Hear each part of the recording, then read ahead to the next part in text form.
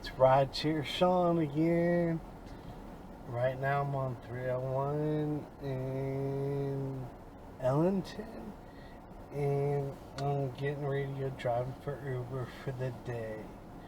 So when I get up here to I-75, I'll take a right and go north to St. Petersburg. You would think with everything that I do to save money, I was just thinking about this last night.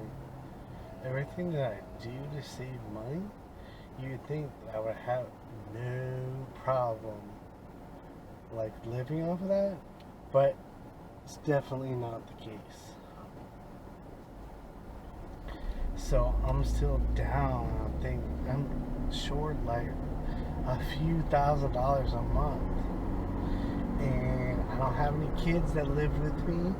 I do pay child support for a child that lives in the foreign country of Greece. Let's see. I drive a Prius for Uber.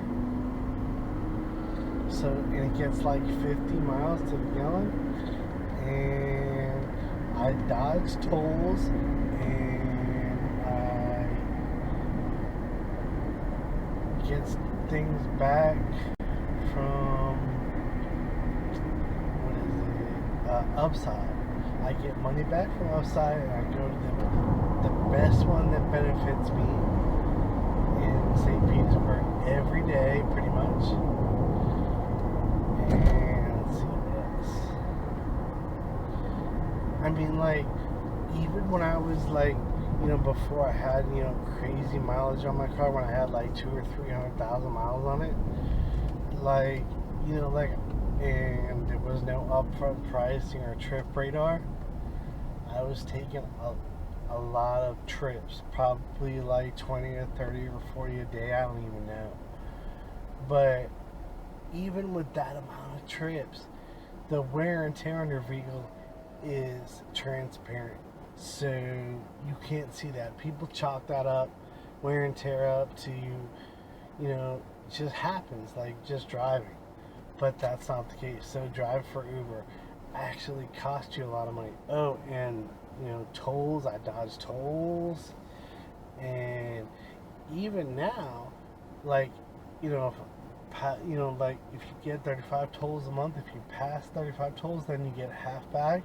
So even with that doesn't, it helps, but that doesn't do anything to help me get by every month. There is just no way that Uber just doesn't care. They just keep ratcheting down the pay for drivers. And they say it's the people that, try to work for Uber full time.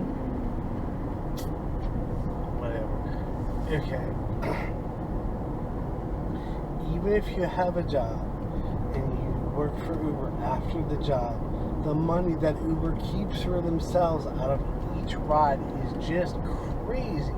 I think when I started, I did the math backwards, and it was like 68%. So last July, I did the math backwards again, and it's down now to what they give the driver out of the total cost for the rider is down to 45%. It's less than 50%. Plus, the driver is responsible for, their own insurance, their own, of course, wear and tear, maintenance fees, gas, everything. The driver is responsible for that. And I don't know why they do what they do, but they just keep ratcheting down. Obviously, they like their riders more than the drivers. That's obvious. That's very obvious. If you look at all their ridings and stuff, and they just do. It's just the way it is. You can look at that and see, because that's where the money comes from.